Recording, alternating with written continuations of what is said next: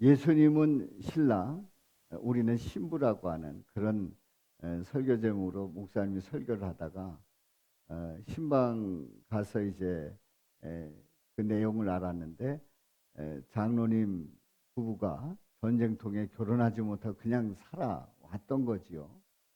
그런데 그 결혼식을 할 때마다 참여할 때마다 그 자리에 있을 때마다 늘 마음이 불편했고 또 부러웠고 그래서 눈물을 흘렸던 그런 그 아내를 보면서 늘 미안해하는 그 장로님의 그 이야기를 듣고 이제 담임 목사님이 그 설교 제목으로 신랑 예수님 신부 우리 해서 설교를 하는 그 과정에서 이제 갑자기 대연해 보겠다고 하면서 그 장로님에게 미리 준비한 양복을 전해주고 또 그 권사님에게 또그 예복을 전해주고 이제 갈아입도록 하고 그 자리에서 그런 예식을 한 거예요.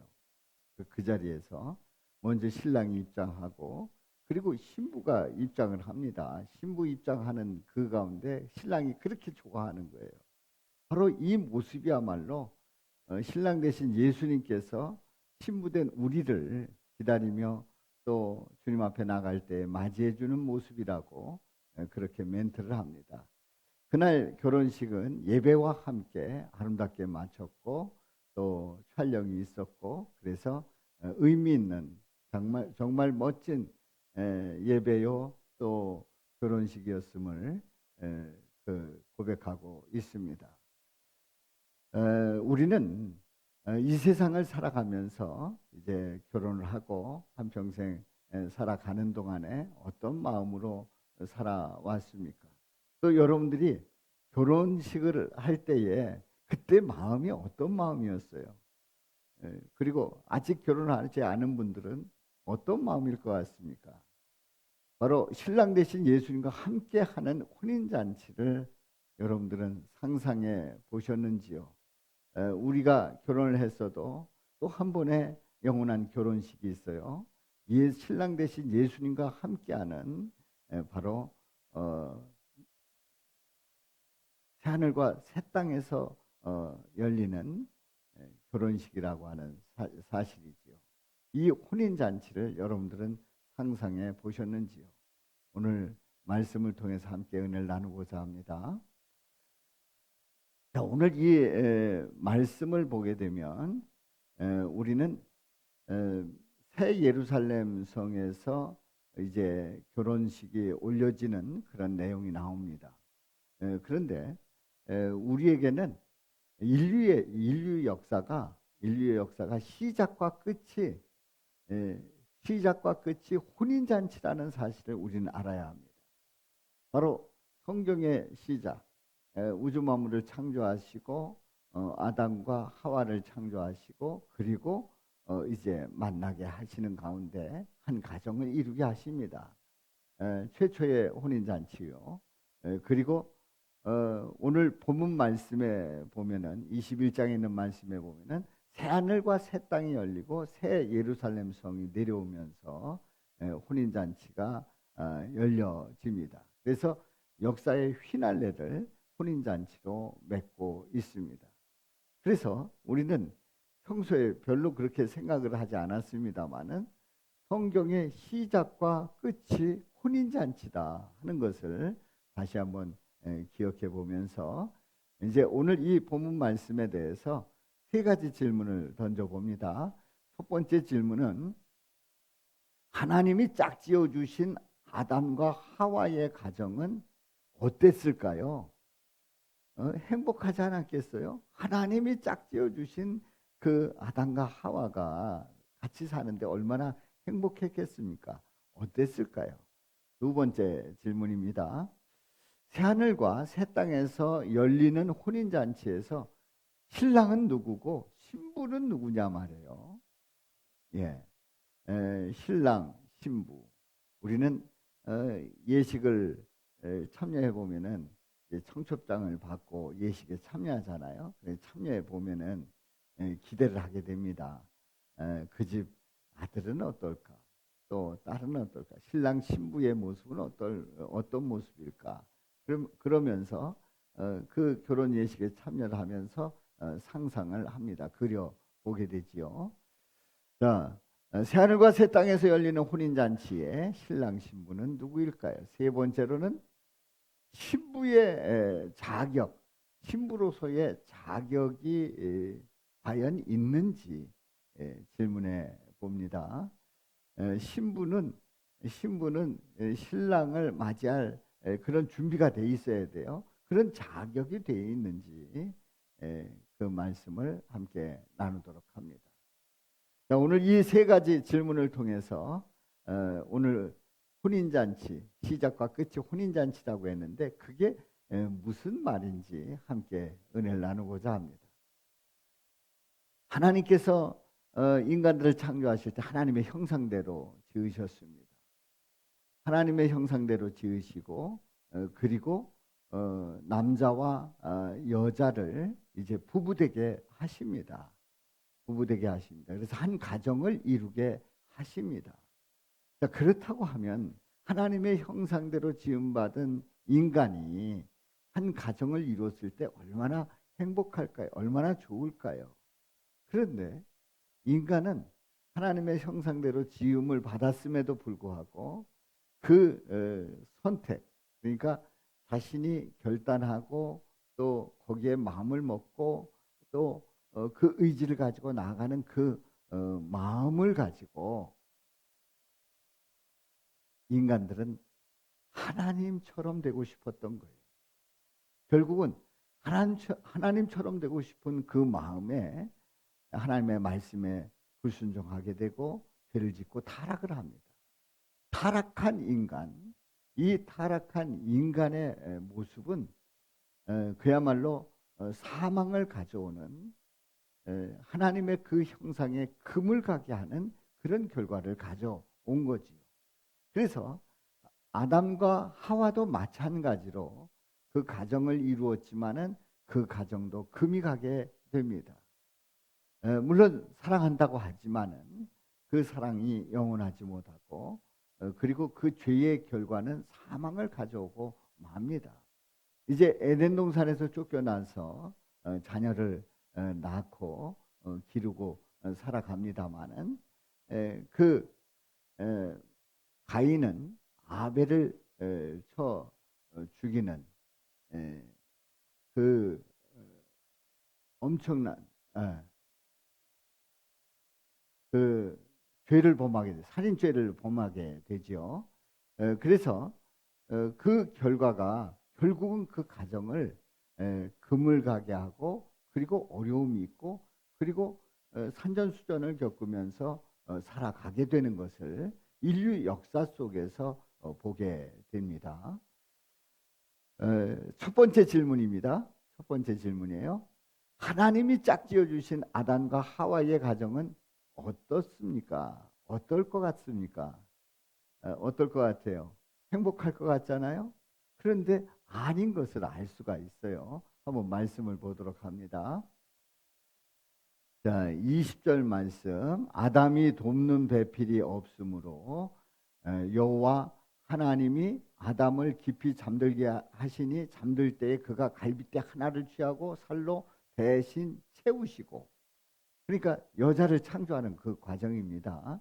여호와 하나님이 아담에게서 취하신 그 갈빗대로 여자를 만드시고 그를 아담에게로 이끌어 오십니다. 바로 이 그런 과정에서 우리 하나님께서 아담의 배우자를 직접 갈빗대를 취해서 창조하시고 그리고 아담 앞에 세웁니다. 우리 하나님이 중매하신 거지요. 하나님께서 지금 최초의 소개팅을 하고 계신 겁니다. 자, 우리 남자분들은 갈빗대가 온전한가 한번 더듬어 보시기 바랍니다. 하나님은 갈빗대를 취해서 여자를 만드시고 이제 아담에게 세웠어요. 자, 그 다음 말씀을 봅니다. 23절 말씀. 자, 아담이 말합니다. 우리 다 같이요. 시작. 아담이 이르되 이는 내 뼈 중에 뼈요 살 중에 살이다. 이것을 남자에게서 취하였은즉 여자라 부르리라 하니라. 예. 내 뼈 중에 뼈요 살 중에 살이다. 내 몸에서 나갔다는 걸 알지 않습니까? 얼마나 소중하게 느껴졌어요. 그래서 남자에게서 이것을 남자에게서 취하였은즉 여자라 부르리라.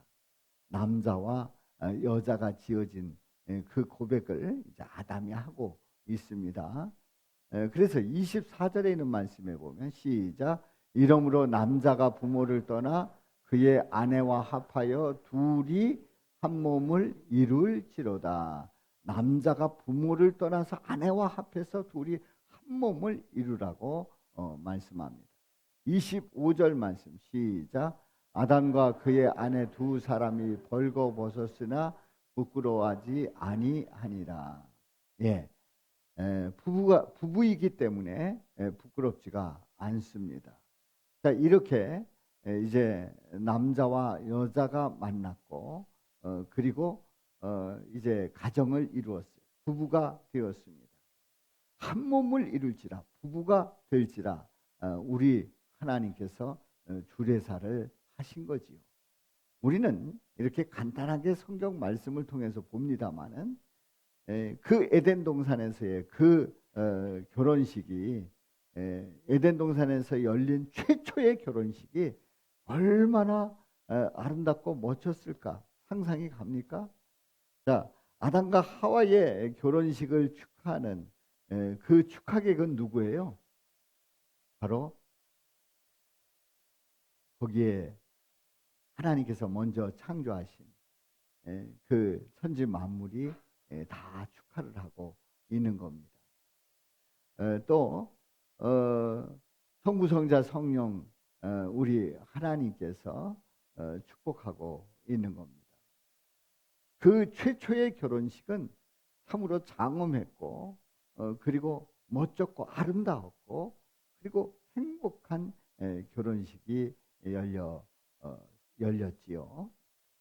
우리는 결혼식을 참 아름답게 또 멋지게 또 꿈꾸는 것 같은 그런 환경을 만들고 그렇게 결혼식을 합니다마는 최초의 결혼식은 이렇게 멋지게 열렸습니다. 그렇다면 이 가정은 누구보다도 행복해야 되고 누구보다도 좋아야 되지 않겠어요? 과연 이 아담과 하와는 행복했을까요? 아닙니다. 그 이유가 있습니다.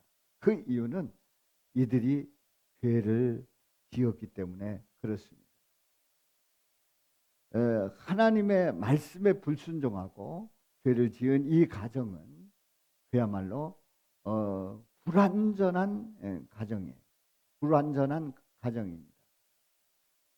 이 가정은 언제 어떤 일이 터질지 모르고 또 어떤 일 때문에 문제가 생길지 모르는 그런 불완전한 가정으로 출발하는 것을 보게 됩니다. 이런 이 불완전한 가정을 그야말로 회복시키려고 하면은 이 가정을 구원하는 구원자는 완전한 자가 되어야 할 줄로 믿습니다. 완전한 자만이 불완전한 가정을 온전케 하시고 불완전한 인간을 의롭게 하실 줄로 믿습니다.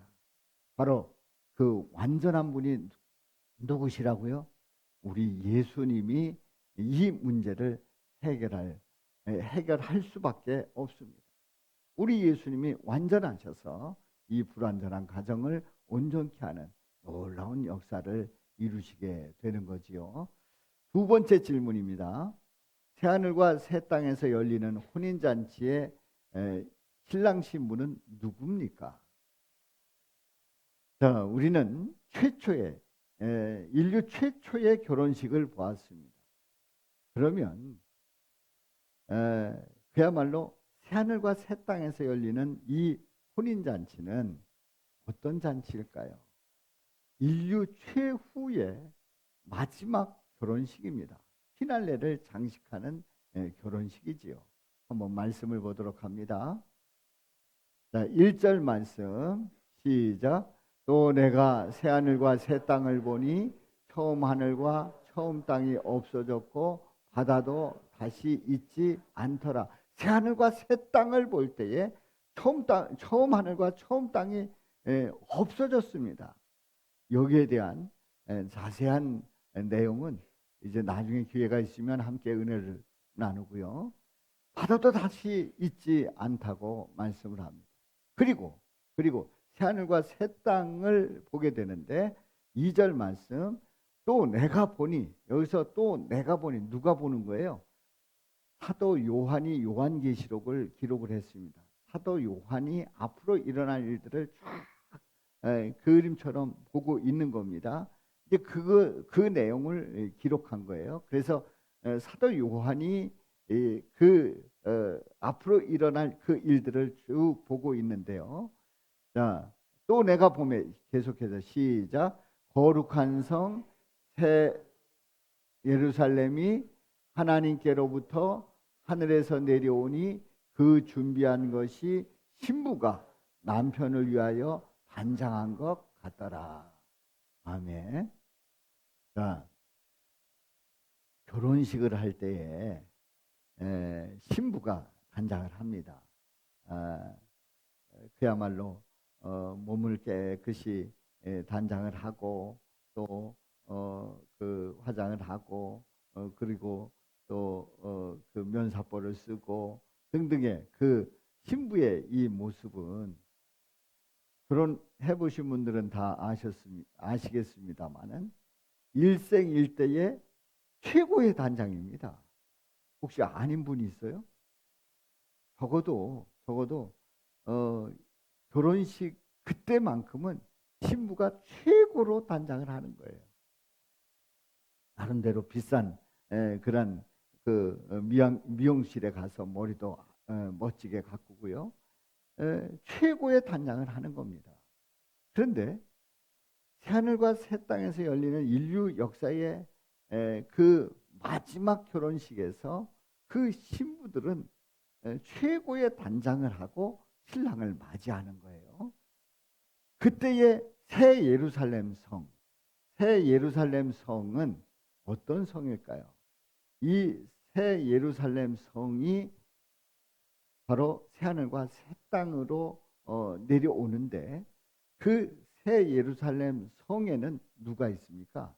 거기에는 예수를 믿다가 이 세상에서 생명을 다하고 천국에 간 그 사람들, 그리고 살아 있으면서 예수님을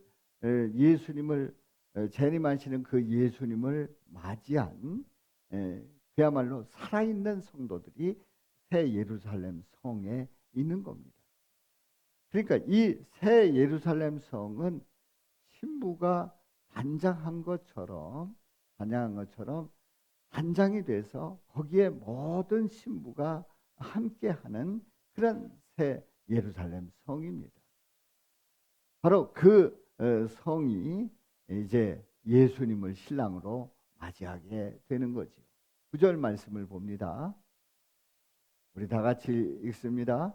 7 대접을 가지고 마지막 7 재앙을 담은 7 천사 중 하나가 나와서 내게 말하여 이르되 이리 오라. 내가 신부 곧 어린 양의 아내를 내게 보이리라 하고, 신부 어린 양의 아내를 보여주겠다는 거예요. 어린 양의 아내, 어린 양이신 예수 그리스도의 신부가 어떤 모습인지를 보여주겠다고 말씀하고 있는 겁니다. 그렇습니다. 이제 인류 마지막 최후의 휘날레를 장식하는 그 결혼식에는 신랑 되신 예수님과 그리고 단장한 그야말로 잘 준비된 그리고 주님 앞에 온전히 서는 그 신부의 아름다운 그 모습을 보게 되지요. 자, 여기서 신랑은 누구시라고요? 예수님이에요. 신부는 누구시라고요? 예수 그리스도를 나의 구주, 나의 하나님으로 고백한 성도들이 신부가 되는 줄로 믿습니다.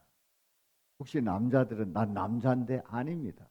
우리는 남자 여자 구분 없이 예수 그리스도의 신부가 되는 겁니다. 그렇습니다.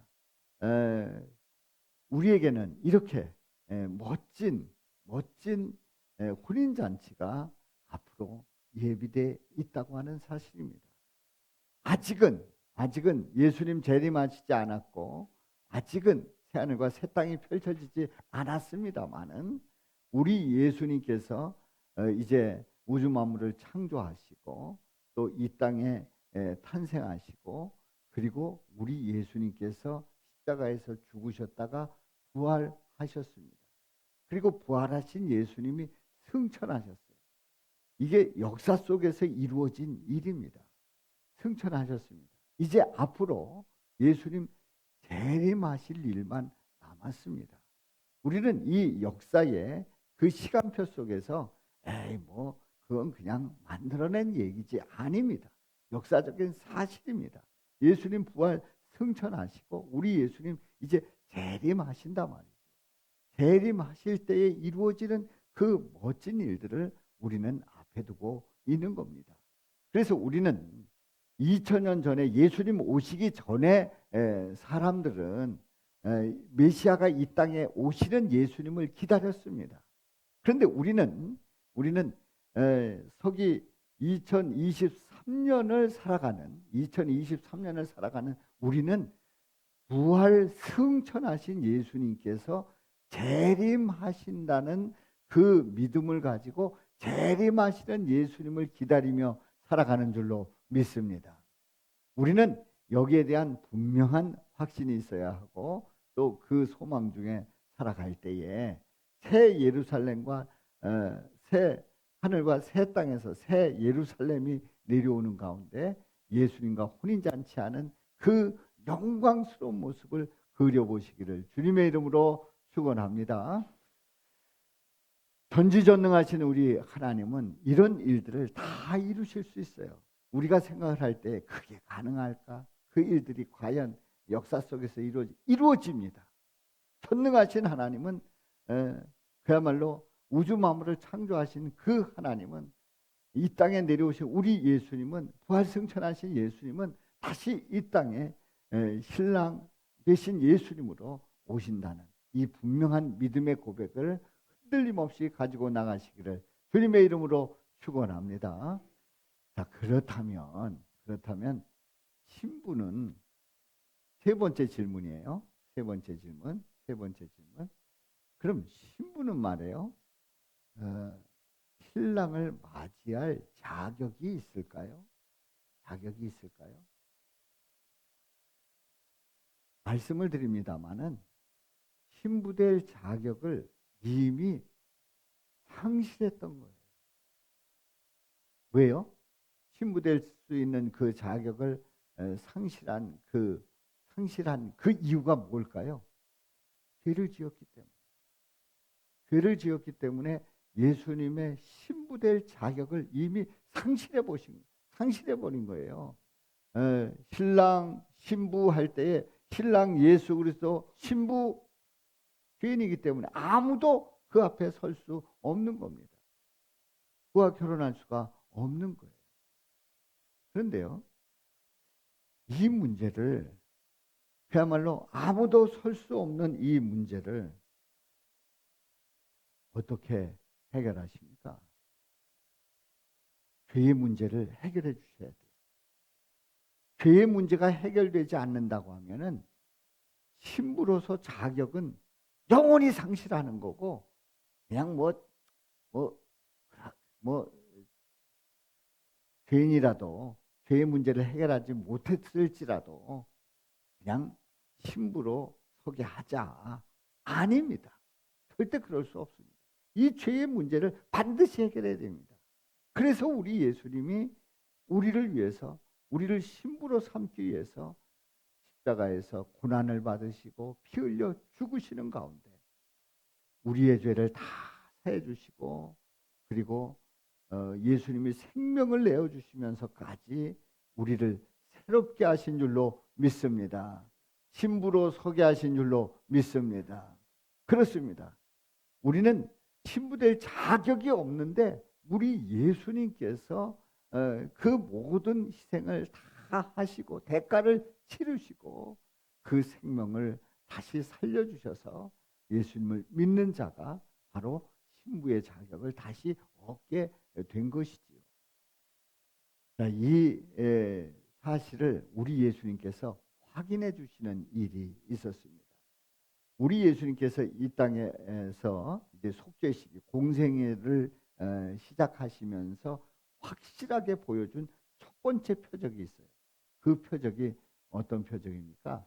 갈릴리 가나의 혼인잔치가 열렸습니다.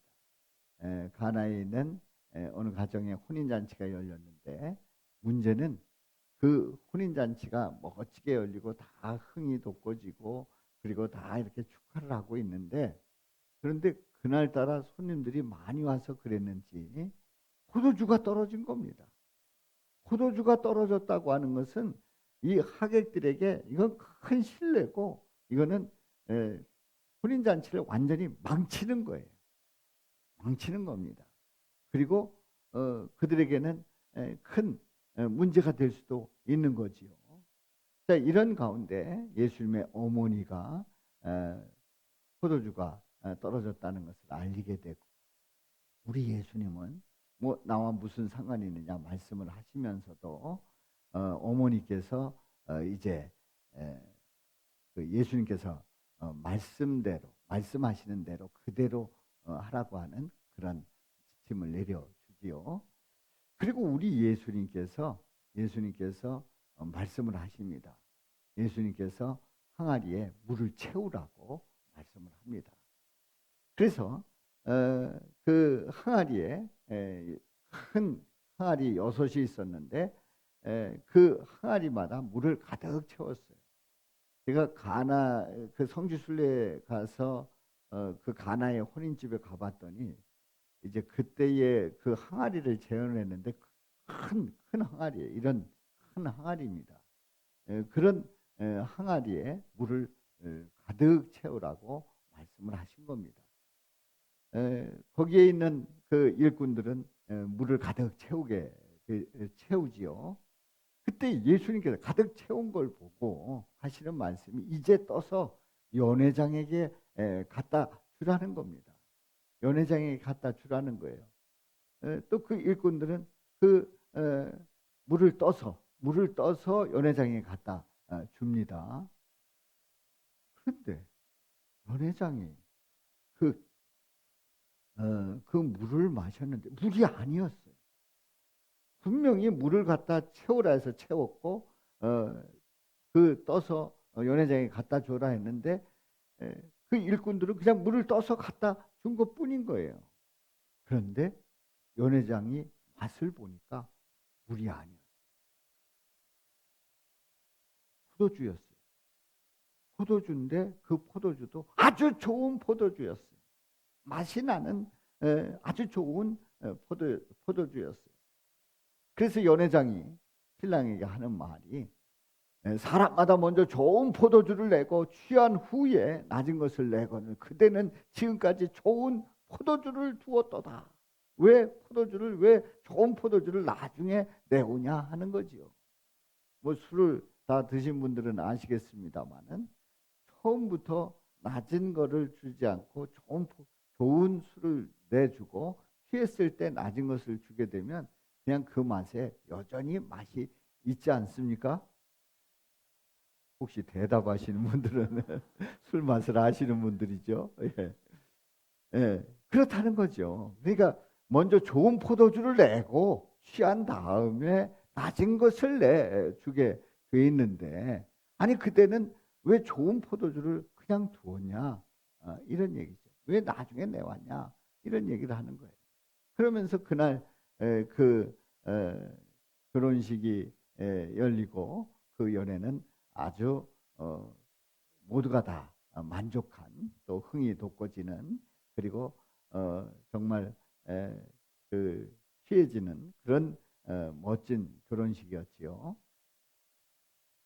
여기에서 우리 예수님께서 이 땅에 오셔서 가나에서 가나의 혼인 잔치에서 첫 번째 표적을 보이신 이유가 뭘까요?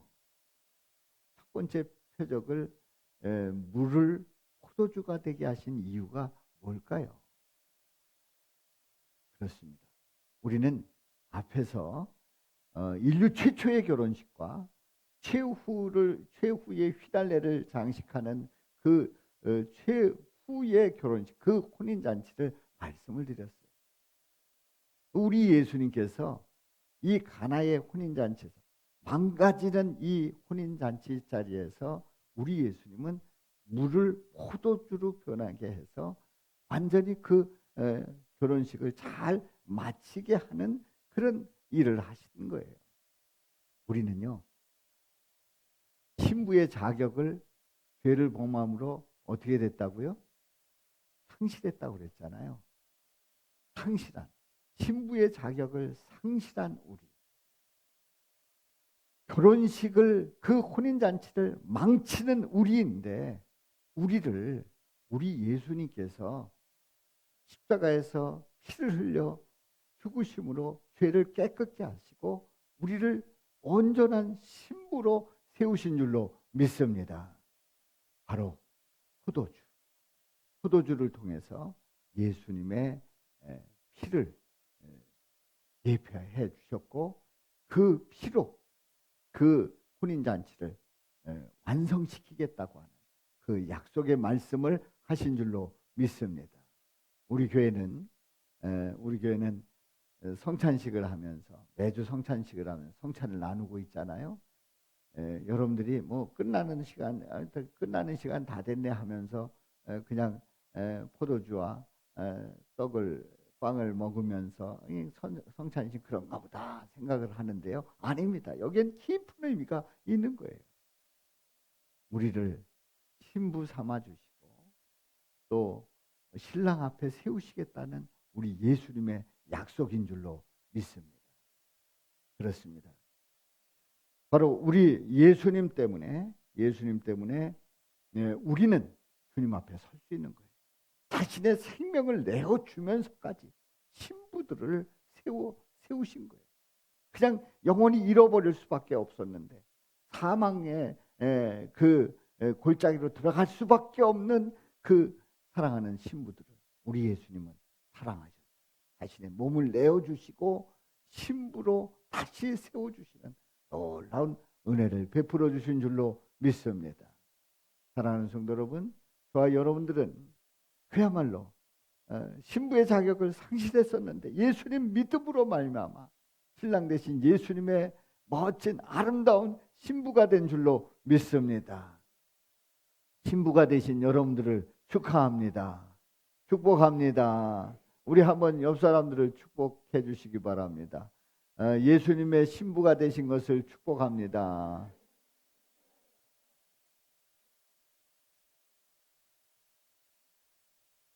사랑하면 결혼하는 거예요. 사랑하면 결혼하는 거예요. 신랑 되신 예수님이 선하고 볼품 없는 우리를 사랑하셔서 신부 삼으시겠다고 우리 예수님은 생명까지 던지셔서 우리를 사랑하시고 신부 삼으신 줄로 믿습니다. 그렇습니다. 우리 예수님께서 우리를 사랑하셨기 때문에 우리와 혼인잔치를 열겠다는 거예요. 우리를 신부로 세우겠다는 거예요. 이런 은혜가 넘치시기를 주님의 이름으로 축원합니다. 만약에 우리를 사랑하지 않았다고 하면 우리 예수님은 피를 흘려 죽으실 이유가 없는 거예요. 물을 포도주로 바꿀 이유가 없었던 거예요. 우리를 사랑하셨기 때문에 우리 예수님은 기꺼이 자신의 생명까지도 내어주신 줄로 믿습니다. 우리 인생을 살아가면서 우리 인간이 인생의 주기를 큰 그림을 놓고 보면 세 주기로 볼 수 있어요. 우리가 이 세상에 태어나잖아요. 출생. 그리고 뭐 아닌 경우도 있습니다만은 아닌 경우는 제가 오후에 말씀을 드리도록 하겠습니다. 출생해서 부모 밑에서 자라고 성장하는 가운데 그리고 이제 독립하면서 뭘 하게 돼요? 결혼하게 되잖아요. 결혼해서 다시 이제 가정을 이루고 자녀를 낳고 키우게 되지요. 이런 역사가 만일에 끊어졌다, 출생하고 결혼하는 일이 없었다 그러면 그냥 인류는 그때 당시로 그냥 끝나는 거죠. 예, 바로 출생하고 결혼하고 그리고 자녀를 낳고 키우고 하는 그 과정 속에서, 그리고 우리는 이 세상에서 영원히 살 것 같은데 아닙니다. 때가 되면 쇠하여지고 또 나이가 들고 인생을 이제 연배를 더하게 되면 어느 날인가 육신이 연약해지고 그리고 임종을 하게 되지요. 출생과 결혼과 임종의 큰 어떤 인생의 주기를 우리는 다 겪고 있습니다. 다 이 과정을 지나가고 있단 말이지요. 그런데요, 우리는 이게 인생의 전부라고 생각을 한다고 하면 참으로 안타까운 일입니다. 하시기에서 인생의 큰 밑그림을 그려주신 이 세상에 태어나도록 하시고 그리고 결혼하게 하시고 그리고 그 영혼을 불러가시는 절대자, 창조주, 바로 구원자 예수 그리스도를 만나야 할 줄로 믿습니다. 가장 중요한 전환점이에요. 우리가 이 땅에서 그냥 먹고 살다가 죽고 끝나는 것이 아닙니다. 우리를 이 세상에 태어나게 하시고 또 번성케 하시고 그리고 데려가시는 그분이 계시단 말이에요. 그 절대자 우리 하나님, 우리 예수 그리스도를 만나야 할 줄로 믿습니다. 이 예수님을 빼놓는다고 하면은 인생에서 그야말로 가장 중요한 것을 빼놓는 거예요. 우리는 이 예수님을 만나고 이 예수님을 통해서 우리의 영혼이 주님 앞에 나아가는, 그래서 예수님을 믿음으로 말미암아 영원한 나라에 들어가는 그야말로 인류 최후의 결혼식에 참여하는 그 영광을 누릴 수 있는 거지요. 그렇습니다. 자, 우리는 구원자 예수 그리스도를 분명히 만나야 되고 그 예수님이 우리를 신부로 맞이해 주신다고 하는 이 사실에 늘 감사하면서 영광 돌릴 수 있기를 주님의 이름으로 축원합니다. 자, 그래서요, 우리는 인생을 살아가면서 가정을 이루고 살아갈 때에 우리 남편을 보면, 우리 아내를 보면 행복합니까? 아니면 속에서 뭐가 치밀어 오릅니까? 어떤 분들은 행복에 겨운 분들이 있을 겁니다. 어떤 분들은 속에서 이만한 게 막 치고 올라오는 경우도 있을 겁니다. 그런데요, 사랑하는 성도 여러분, 만일에 인생을 살아가면서 그 가정을 이루며 살아가면서 힘들고 어려운 그러한 분들은 신랑 되신 예수님, 영원한 신랑이신 예수님을 꿈꾸면서 소망으로 나가시기를 주님의 이름으로 축원합니다.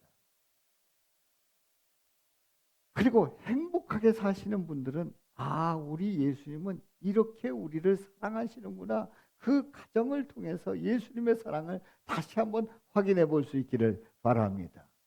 어떤 모습이든지 우리는 앞으로 있을 새 하늘과 새 땅이 펼쳐지고 새 예루살렘이 내려오면서 거기에서 우리 신랑 되신 예수님을 맞이하는 인류 역사의 휘날레를 장식하는 그 혼인잔치에 참여하셔서 영원한 삶을 사는 복된 인생이 되시기를 주님의 이름으로 축원합니다. 그래서 우리는 혼인 예식에 참석해서 그 잔치를, 그 결혼식을 볼 때마다 인류 역사의 휘날레 혼인잔치를 기대하며 소망하며 기쁨으로 참여하시고 또 여러분들 가정을 통해서도 기대하고 소망하시며 나가시기를 주님의 이름으로 축원합니다. 한번 외쳐봅니다. 예수님이 신랑인지 모르는 인생은 영원히 불행하지만 예수님을 신랑으로 맞이하는 신부는 영원한 행복을 누린다. 아멘. 우리 다 같이요. 시작. 예수님이 신랑인지 모르는 인생은 영원히 불행하지만 예수님을 신랑으로 맞이하는 신부는 영원한 행복을 누린다. 아멘. 기도합니다. 아버지 하나님, 우리가